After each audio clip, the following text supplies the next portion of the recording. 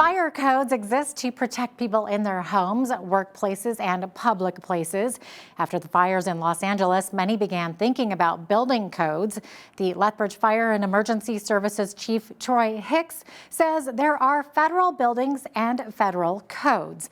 Hick also says each province develops its own codes based on the federal code.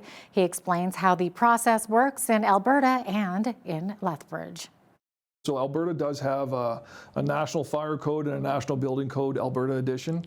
These are the codes that are used. The building code is a code that is used when developing new properties, new infrastructure.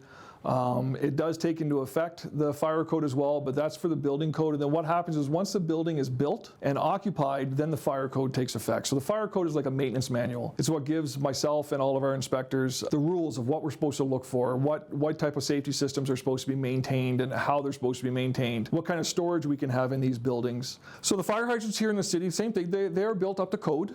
There is a code that will say the requirement for how many hydrants have to be. There is a listing on how close a fire hydrant has to be to a private property, how close it has to be to a business. And there's also, these hydrants are tested annually to make sure they are given off the right flow, that if we show up with our fire trucks or any of our apparatus we hook up, we are going to have the water there we need.